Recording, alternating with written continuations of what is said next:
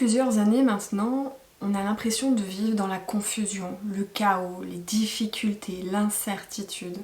On pourrait presque imaginer avoir une épée Damoclès au-dessus de nos têtes. On sait qu'elle va tomber, mais on ne sait pas quand. Ou alors on peut prendre l'image d'une énorme cocotte minute. Et on est tous enfermés dans cette cocotte minute et même chose, à tout moment, elle peut exploser. C'est ça en fait les énergies que l'on vit aujourd'hui. Pourquoi ? Parce que la majorité des gens sont dans une fréquence vibratoire qui est basse. Face à un contexte fait d'incertitude, de difficultés, de chaos, eh bien, on peut avoir tendance à ressentir et à avoir des pensées et des croyances qui nous gardent en fait dans une fréquence qui est basse. Donc, on reste enfermé dans ces fréquences-là à partir du moment où on continue à faire la même chose à chaque fois et à penser la même chose à chaque instant. J'aimerais aussi que tu prennes conscience que dans ton identité, ou est attachée à ton identité, une fréquence vibratoire. Si dans ton identité, tu estimes être une personne qui manque de confiance en elle, qui n'est pas à la hauteur, qui n'est pas assez compétent, compétente ou assez intelligent ou intelligente, que sais-je, ou alors que tu penses toujours être dans une énergie de pénurie, que tu te dis je manque de temps, je manque d'argent, je manque de passion, je manque de talent, que sais-je, tout ça fait que toi-même tu es attaché à une vibration qui est relativement basse. Donc dans ce nouvel épisode de podcast, je vais entrer un petit peu plus dans les détails de cette question de la fréquence vibratoire et surtout j'ai envie de partager avec toi 10 micro-habitudes qui vont te permettre bien tout simplement d'élever ton niveau d'énergie, d'élever ta fréquence vibratoire. Donc reste avec moi jusqu'à la fin de cette vidéo pour que tu puisses identifier ces micro-habitudes qui résonnent le plus pour toi et commencer à expérimenter, commencer à les tester, à les implémenter dans ton quotidien. Avant qu'on entre dans le vif du sujet, j'ouvre une parenthèse. J'ai créé une expérience unique et je te l'offre. Cette expérience, c'est plusieurs pratiques qui visent à te permettre à apprendre à transmuter tes émotions inconfortables, à identifier ta zone de génie, à mettre le doigt sur tes valeurs fondamentales, non pas celles qui t'ont été transmises, mais vraiment celles que tu portes à l'intérieur de toi, et à identifier ta contribution. Quel est le message que tu portes? Quel est le rôle? Qu'est-ce que tu es venu transmettre? Et tu peux accéder à ce cadeau en cliquant tout simplement sur le lien qui accompagne cet épisode de podcast. Encore une fois, c'est totalement offert et c'est plusieurs mails que tu vas recevoir avec différentes pratiques à tester, à expérimenter pour vraiment entrer en profondeur et surtout connecter à ta vérité. Donc si aujourd'hui tu aspires vraiment à viser le haut de la pyramide des besoins de Maslow, c'est-à-dire l'accomplissement de soi, la réalisation de soi, si tu as vraiment envie de remettre au cœur de ta carrière le plaisir, le sens et l'énergie, c'est une expérience qui est parfaite pour toi. Donc je t'invite vraiment à aller cliquer sur le lien et à télécharger ces différentes pratiques, c'est offert. Maintenant, revenons à notre épisode.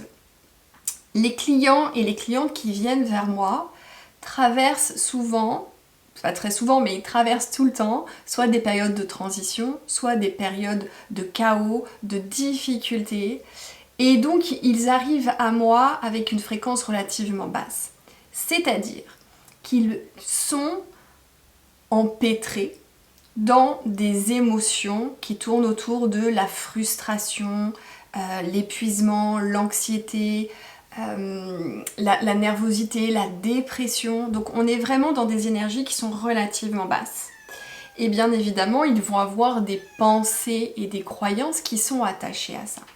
Donc ce qu'on fait, la première chose que l'on fait en séance, c'est bien évidemment de travailler sur l'objectif, mais c'est surtout de mettre en place de nouvelles habitudes pour pouvoir venir soutenir en fait le travail qu'on va faire ensemble. Donc c'est vraiment important d'en prendre conscience et d'être dans l'ouverture. Ce qui se passe, c'est que la conscience et la fréquence vont de pair. Lorsque tu as une fréquence vibratoire qui est basse, eh bien tu vas avoir tendance à t'enfermer dans le brouillard mental.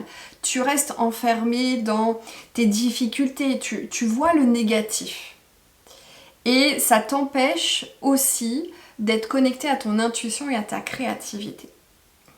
Lorsqu'on est dans une fréquence plus élevée, on a du coup une perception qui est plus élevée.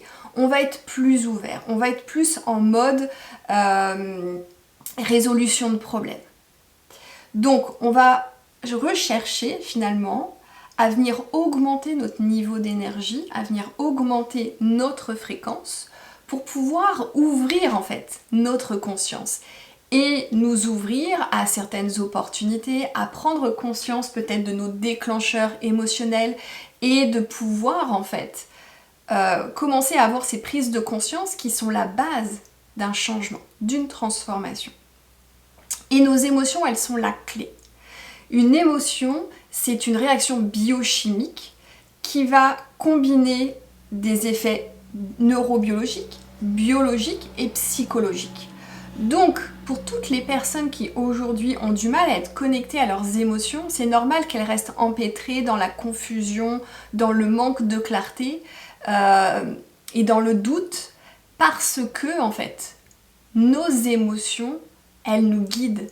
Elles sont faites pour être le reflet de notre vibration tout au long de la journée. C'est pour ça que c'est vraiment important de prendre un instant dans nos journées, de s'arrêter et juste de se poser la question: comment je me sens là, maintenant, là, présentement, comme diraient nos amis québécois. Donc c'est vraiment important de revenir encore au corps parce que nos émotions, elles sont clés. Elles nous disent, bah tiens, tu as vécu telle chose, comment est-ce que tu t'es senti? Est-ce que tu t'es senti excité, enthousiasmé dans le plaisir, ou au contraire, est-ce que tu as senti de la contraction dans ton corps? Et c'est ça qu'on veut venir identifier. Est-ce que je suis dans la contraction? Est-ce que je me replie? Est-ce que je me referme sur moi? Est-ce que je sens des tensions, des pressions dans le corps? Ou au contraire, est-ce que je suis dans l'ouverture, dans l'expansion? Donc, qu'est-ce qui est à l'origine finalement de nos émotions? Nos pensées, nos croyances. Ce sont elles qui génèrent toutes ces contractions ou toutes ces ouvertures dans nos corps. Donc nos pensées, nos croyances limitantes, bien évidemment, ont aussi un niveau de fréquence vibratoire. Donc pour augmenter notre fréquence vibratoire, notre niveau d'énergie, eh bien il va être important de porter notre attention sur comment je me sens dans mon corps. Comment je me sens dans ma tête. Donc ça veut dire porter son attention sur ses croyances, sur ses pensées et sur ses émotions. Tout simplement. Et de se guider vers ce qui me fait du bien. Alors, comment on sort de cet état de fréquence vibratoire basse? Eh bien, je vais te partager 10 micro-habitudes. Honnêtement, ce sont des petites choses qui ne prennent pas de temps dans ta journée, mais qui peuvent vraiment faire la différence. Parmi ces 10 pratiques, il y en a beaucoup que je pratique moi-même dans mon quotidien et que j'invite aussi mes clients et mes clientes à adopter dès qu'on commence à faire un travail ensemble qui vise à aller plus en profondeur. Encore une fois, le travail qu'on fait n'est pas confortable, et donc mettre en place des micro-habitudes qui vont nous permettre de nous sentir mieux, eh bien ça va venir soutenir le travail qu'on fait en séance. Alors, bien évidemment, je m'arrête sur 10 micro-habitudes, mais comme l'objectif de ces habitudes, c'est de venir nous faire du bien, la liste, en fait, elle est infinie. Mais je m'attarde sur celles qui sont les plus simples et qui, pour moi, fonctionnent vraiment bien et qui aussi apportent de réels effets à mes clients et mes clientes. Alors, ces micro-habitudes, encore une fois, elles sont simples, mais elles transforment vraiment ton énergie. Surtout si tu es quelqu'un d'ambitieux, d'ambitieuse, de sensible, d'intuitif, tu veux de la clarté, tu veux du plaisir, tu veux vraiment de la sérénité dans ta vie professionnelle. C'est vraiment des choses à adopter le plus rapidement possible.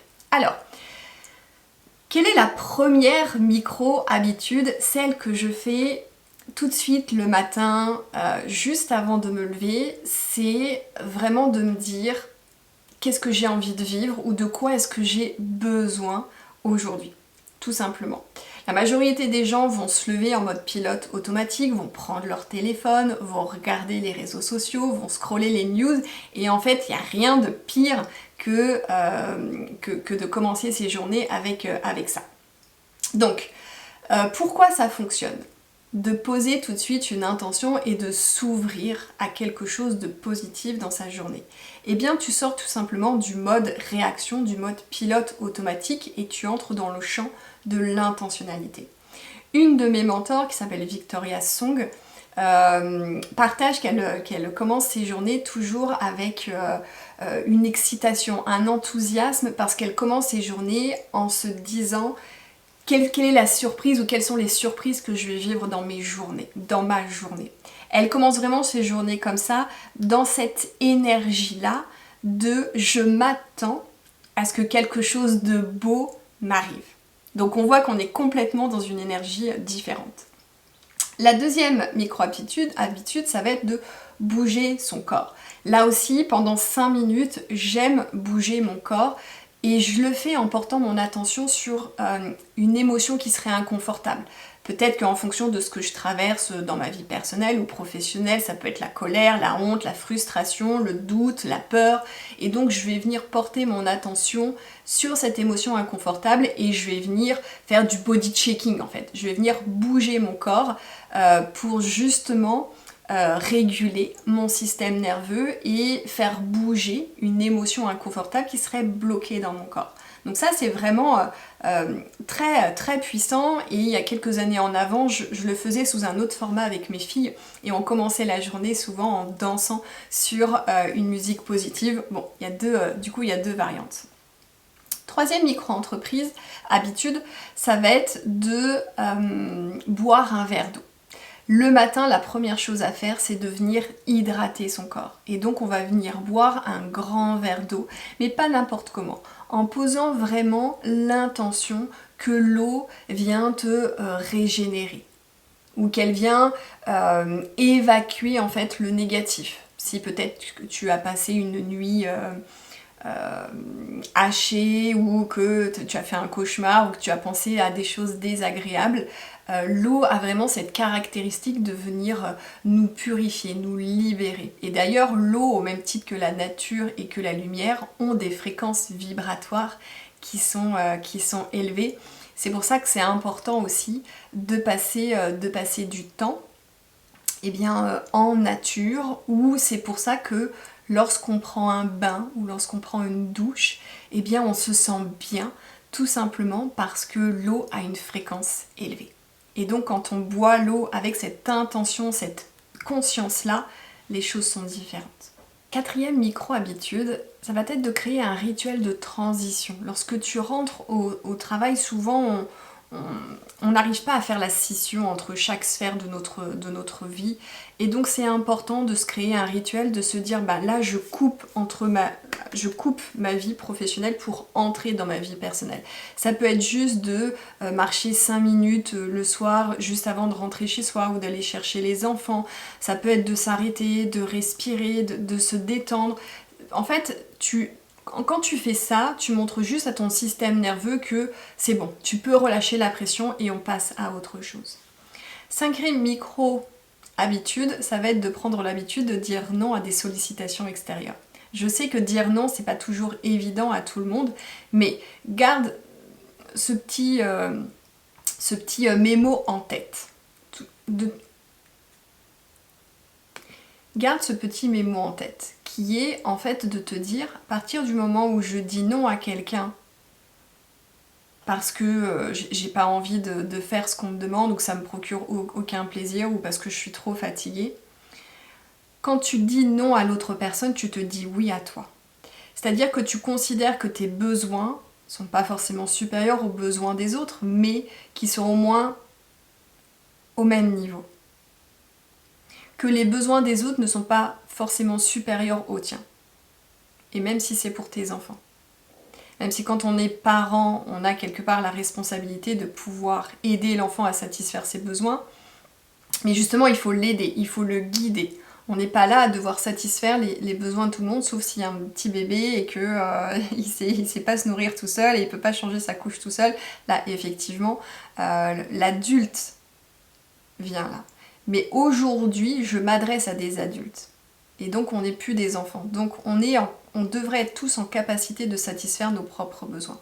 C'est là où intervient cette capacité de pouvoir dire non, parce qu'on a conscience que si on dit non à l'autre, on se dit oui, et que lorsqu'on se dit oui, on est aussi dans une démarche de compassion, d'empathie, d'amour de soi. Et ça, c'est vraiment important, parce que souvent, on tourne les choses vers l'autre, mais encore une fois, on n'est pas toujours notre meilleur ami, donc c'est vraiment important d'en prendre conscience et de dire à l'autre que je te dis non parce que c'est pas en alignement avec moi ou c'est pas dans ma priorité à l'instant T. Et on n'est même pas obligé de se justifier de toute façon.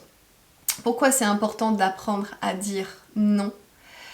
Parce que ça arrête quelque part l'hémorragie énergétique. C'est-à-dire qu'à partir du moment où tu es déjà une personne qui est stressée, anxieuse, fatiguée, le fait de toujours dire oui, en fait, tout simplement, tu tires sur la corde. Et donc, il faut arrêter l'hémorragie en apprenant à dire non. Et quand on est dans cette force-là d'apprendre à dire non, c'est prendre conscience aussi que à partir du moment où tu dis trop de oui aux autres, c'est une sorte de maltraitance vis-à-vis de soi. Donc, on remet les choses dans l'ordre et on considère que les personnes qui nous sollicitent extérieurement, à part le petit bébé et le jeune enfant, c'est un adulte et donc les adultes sont responsables de satisfaire leurs propres besoins. Donc ça, c'était vraiment important. Donc effectivement, c'est une habitude qui peut challenger plus de personnes. 6e micro-habitude, c'est de sourire et de rire. Ne pas passer une seule journée sans faire un sourire aux personnes que tu connais ou un inconnu ou une inconnue ou de rire. C'est vraiment important. Je crois que le rire, c'est le meilleur des remèdes. Et on peut identifier une multitude d'astuces pour pouvoir générer ce rire. Alors pourquoi ça fonctionne? Parce que juste ça vient baisser les tensions, on vient se connecter à la joie et on sait que la joie en termes de vibration, c'est quand même quelque chose de très élevé. La micro-habitude suivante, ça va être de venir prendre des profondes respirations plusieurs fois dans la journée. Tu peux te prendre juste peut-être 2 minutes où tu viens tout simplement inspirer 4 temps. Donc tu inspires 4 temps et tu expires 6 temps. Ça vient aussi réguler ton système nerveux. Tu passes du sympathique au parasympathique. Donc là, tu es dans une détente, tu es calme, tu es centré, tu es dans la sérénité. C'est ce qu'on veut rechercher le plus. Donc cette respiration, elle aide à revenir dans cet état de calme, dans l'instant présent. Et tu vas voir qu'en la pratiquant, naturellement, un sourire va s'afficher sur ton visage. C'est vraiment très intéressant à le vivre et à le ressentir. Mais faire ça plusieurs fois dans la journée, surtout si tu sens qu'il y a certaines tensions, que les contractions sont présentes dans le corps, juste commencer à se détendre et connecter en fait à cette ouverture. Ensuite, 8e micro-habitude, ça va être de s'ancrer. Voilà, le moment le plus important dans une journée et dans toutes les journées, c'est le moment présent. Donc il faut prendre le temps de s'ancrer. De s'ancrer peut-être juste avant d'effectuer une tâche, de s'ancrer peut-être juste avant d'entrer dans une réunion, de s'ancrer juste avant peut-être d'avoir une conversation difficile.